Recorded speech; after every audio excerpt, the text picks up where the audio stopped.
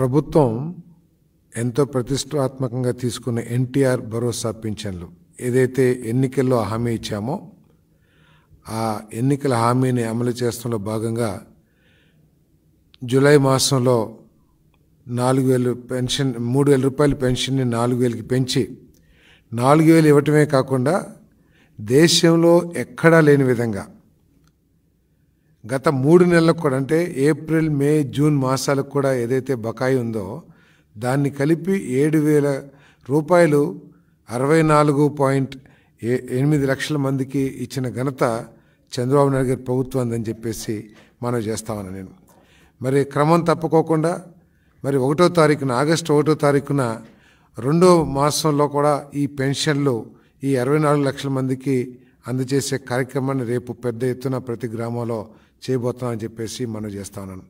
మరి దీన్ని చాలా క్రమశిక్షణతో పూర్తిగా ఒకే రోజులో అందరికీ కూడా పెన్షన్లు ఇంటి దగ్గరే అందించాలనే లక్ష్యంతో ఈ ప్రభుత్వం పనిచేస్తుందని చెప్పేసి మనం చేస్తా ఉన్నాను. మొన్నటిదాకా గత ప్రభుత్వం చెప్పుకునేది 2,35,000 మందిని వినియోగించి మేము ఇంటింటికి పెన్షన్లు పంపుతున్నామని చెప్పేసి, కానీ కేవలం 1,00,000 కంటే తక్కువ మంది ఉన్న సచివాలయం సిబ్బందిని వినియోగించుకొని కేవలం ఒకే ఒక రోజున 96% పెన్షన్లు ఇంటింటికి పంపించిన ఘనత చంద్రబాబు నాయుడు గారి ప్రభుత్వం అందని చెప్పేసి మనం చేస్తాను. మోటివేట్ చేయగలిగిన నాయకత్వం ఉంటే ఈ రాష్ట్రంలోని అధికారులు కానివ్వండి లేకపోతే సిబ్బంది కానివ్వండి వీళ్ళందరూ ఏదైనా సరే చేయగలరు అని నిరూపించిన విషయాన్ని కూడా మీ దృష్టికి తీసుకొస్తామన్నా నేను. మరి రేపటి రోజున మరి ప్రతి ఒకే రోజులో పూర్తి చేయాలి, ఏదైనా మిగిలి ఉంటే 2వ తారీఖున పూర్తి చేయాలి 100% అని చెప్పేసి కలెక్టర్గా మన చీఫ్ సెక్రటరీ గారు ఆదేశాలు ఇవ్వడం జరిగిందని చెప్పేసి మనం చేస్తాను. అంతేకాకుండా గత నెలలో జరిగిన అక్కడక్కడ కొన్ని జిల్లాల్లో ఏదైతే సంఘటనలు జరిగినాయో ఈ పంపిణీలో కొంత తప్పులు కానివ్వండి లేకపోతే ఆలస్యం కానివ్వండి లేకపోతే కొంతమంది ఈ డబ్బుల్ని దుర్వినియోగం చేయటం కానివ్వండి ఇటువంటి సంఘటనలు పునరావృతం కాకూడదని చెప్పేసి మరి చీఫ్ సెక్రటరీ గారు ప్రభుత్వం చాలా స్పష్టమైన ఆదేశాలు ఇచ్చారు. ఒకవేళ అటువంటి పునరావృతం అయితే వారి మీద కఠిన చర్యలు కూడా తీసుకుంటామని చెప్పేసి కూడా ఈ సందర్భంగా తెలియజేస్తాను.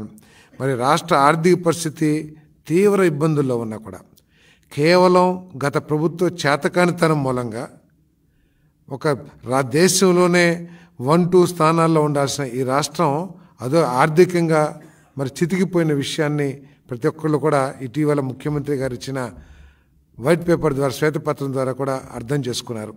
ఇటువంటి పరిస్థితుల్లో కూడా ఇచ్చిన హామీని నిలబెట్టుకోవాలనే లక్ష్యంతో పేదవాళ్ళకి వృద్ధులకి మరి ఫిజికలీ హ్యాండిక్యాప్డ్ పర్సన్స్ ఇబ్బంది పడకూడదని చెప్పేసి పోయినసారి 4,048 కోట్లని ఒకటే రోజున పంపిణీ చేశాం. మరి రేపటి రోజున 4,000 లెక్కన అదేవిధంగా పెంచిన హ్యాండిక్యాప్డ్ పెన్షన్స్ ఇవన్నీ కూడా దాదాపు 2,737.4 కోట్లని ఒకటే రోజు పంపిణీ చేయబోతున్నామని చెప్పేసి కూడా ఈ సందర్భంగా తెలియజేస్తా ఉన్నాం.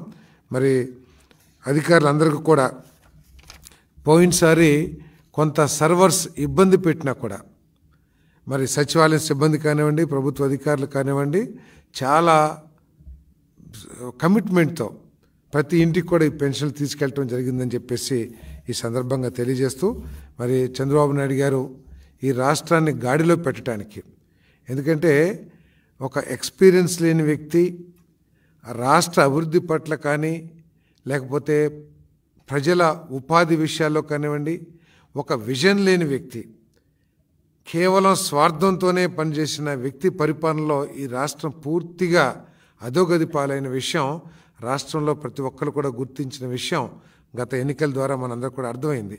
మరి ఇటువంటి రాష్ట్రాన్ని గాడిలో పెట్టడానికి అనేక సమస్యలున్నా కూడా మరి ఈరోజు చంద్రబాబు నాయుడు గారి నాయకత్వం మీద నమ్మకంతో ఇతర రాష్ట్రాల నుంచి పెట్టుబడిదారులందరూ కూడా మన ఆంధ్రప్రదేశ్ వైపు చూస్తున్నారని చెప్పేసి కూడా మనం చేస్తా ఉన్నాను. మరి ఇటువంటి పరిస్థితుల్లో కేవలం ప్రభుత్వం వచ్చి 2 నెలలు కూడా కాలేదు, కానీ అసెంబ్లీకి రాకోకుండా అసెంబ్లీ నుంచి తప్పించుకొని తను మాట్లాడే మాటకి ఎటువంటి బేసిస్ లేకపోయినా కూడా ఈ ప్రభుత్వం మీద బురద చల్లటానికి ప్రయత్నం చేస్తున్నాడు జగన్మోహన్ రెడ్డి గారు అని చెప్పేసి మనం చేస్తా ఉన్నాను. నిజంగా ఈ ప్రభుత్వం తప్పు చేస్తుందని భావించినట్లయితే, మీకు దమ్ముంటే, మీరు గనక మేలు చేశారు ఈ రాష్ట్రానికి, ఈ రాష్ట్రంలో ఏదైతే ముఖ్యమంత్రి గారు చెబుతున్నారో, శ్వేతపత్రాల ద్వారా వాస్తవాలను చెబుతున్నారో, ఆ వాస్తవాల మీద మీకు ఏదైనా అనుమానం ఉంటే ధైర్యంగా అసెంబ్లీకి వచ్చి మీరు ప్రశ్నించండి. లేదు ప్రభుత్వం చేస్తుంది తప్పు, లేదా ప్రభుత్వం చెప్పింది తప్పు అని చెప్పండి. మీ దగ్గర ఏమైనా మేలు చేసిన ఆధారాలు ఉంటే అవి అసెంబ్లీ ద్వారా ప్రజలకు తెలియజేయండి. అంతేకాని మీరు అసెంబ్లీని ఎగ్గొట్టి బురదల్లే కార్యక్రమం ఎంత నీచమంటే, దేశ ప్రజాస్వామ్యంలో ఢిల్లీలో ఈ పార్టీ వైఎస్ఆర్ కాంగ్రెస్ పార్టీ చేసిన కార్యక్రమం ఏ పార్టీ కూడా చేసి ఉంటుందని నేను భావిస్తలా. ఎందుకంటే ఒక రైతు ఆత్మహత్య చేసుకున్నా, లేతే ప్రభుత్వ తప్పిదం మూలంగా ఒక రైతు ఏదన్నా దుర్మరణానికి పాలైనా, లేదా ఒక ఉపాధి కార్మికుడు దుర్మరణానికి పాలైన ప్రభుత్వ తప్పిదం మూలంగా దాన్ని కేంద్ర ప్రభుత్వం లేకపోతే ఢిల్లీకి తీసుకువెళ్ళి అక్కడ ఏదైనా ప్రొటెస్ట్ చేయటమో లేకపోతే కార్యక్రమం చేయటమో అర్థం చేసుకోగలం. కానీ ఒక గంజాయికి అలవాటు పడిన, దుర్వ్యసనాలకి అలవాటు పడ్డ ఇద్దరు యువకులు వ్యక్తిగత తగాదాలతో ఒక మారణకాండ జరిగితే దాన్ని తీసుకెళ్ళి అదే నేషనల్ ఇష్యూ అయినట్టు చేయటం ఎంతవరకు సబబో కూడా ప్రజాస్వామ్యులందరూ కూడా ఆలోచించాలని చెప్పేసి మనం చేస్తాను. అబద్ధాలు, వాస్తవాలు మీకు దమ్ముంటే మీరు చెప్పే ఏదైతే మీ పత్రిక ద్వారా ఒక పాంప్లెట్ ద్వారా ప్రజలకు తెలియజేయాలనుకున్నారో దాన్ని ఇంకా మెరుగ్గా అసెంబ్లీలోకి వచ్చి మీకు చెప్పదలుచుకుంది అసెంబ్లీ ద్వారా ప్రజలకు తెలియజేయండి. ప్రభుత్వం సిద్ధంగా ఉంది.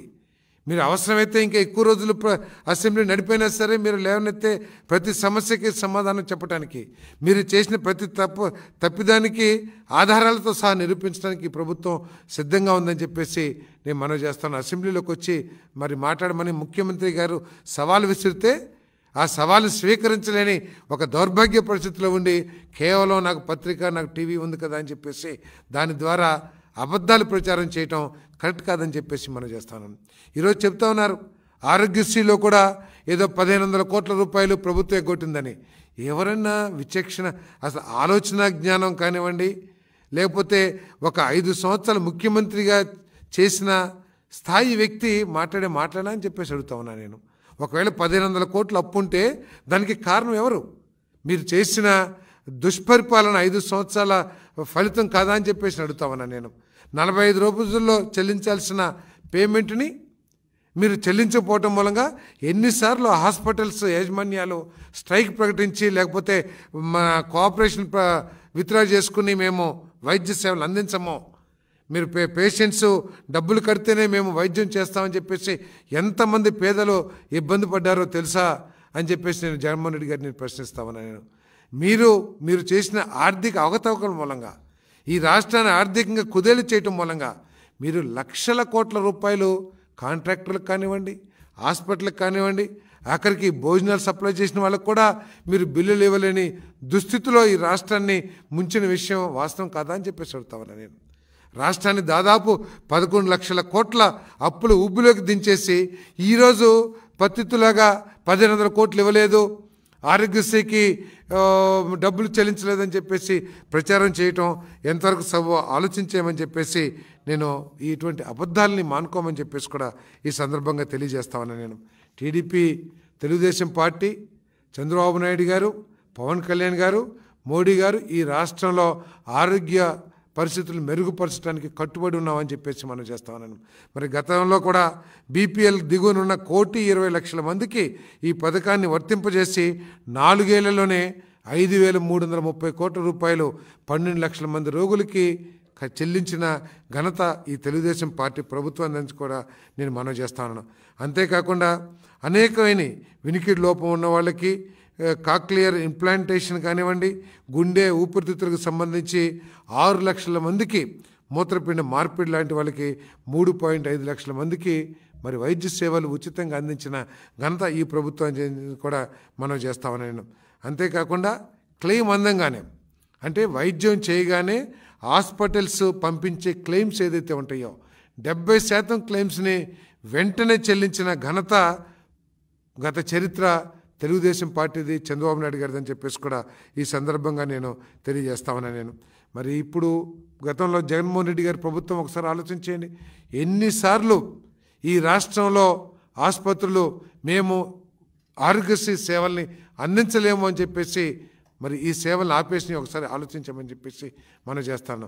మీ చేతకాని తలం మూలంగా ఎంతమంది పేదలు ఈ ఆరోగ్యశ్రీ కింద వైద్య సేవలు కోల్పోయారో కూడా ఒకసారి ఆలోచించమని చెప్పేసి మనం చేస్తాను.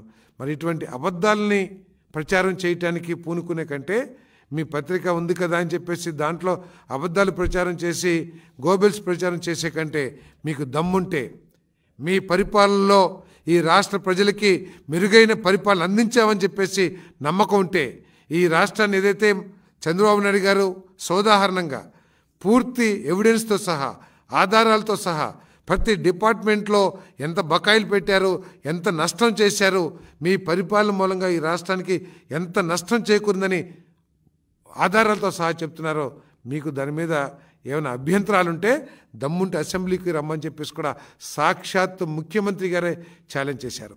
మీకు ఇప్పటికైనా సరే ఇటువంటి అబద్ధాలు ప్రచారం చేసే కంటే అసెంబ్లీకి వచ్చి మీ వాదన ఏముందో, లేకపోతే మీరు చేసిన ఘనమైన పనులు ఏమున్నాయో, ఈ రాష్ట్రాన్ని ఏ విధంగా మీరు మేలు చేశారో, లేకపోతే ఏ విధంగా ఈ రాష్ట్రం దుర్గతి పాలైందో చర్చించడానికి ప్రభుత్వం అసెంబ్లీ వేదికగా సిద్ధంగా ఉందని చెప్పేసి కూడా మనం చేస్తూ, తప్పకోకుండా ఏదైతే ప్రజలు తిరుగులేని తీర్పుతో ఈ ప్రభుత్వం మీద, ముఖ్యంగా చంద్రబాబు నాయుడు గారు, పవన్ కళ్యాణ్ గారు, మోడీ గారి నాయకత్వం మీద నమ్మకం ఉంచారో ఆ నమ్మకాన్ని నిలబెట్టుకోవడానికి మేమందరం కూడా అహర్నిశలు కష్టపడతామని చెప్పేసి మనం చేస్తా ఉన్నాం.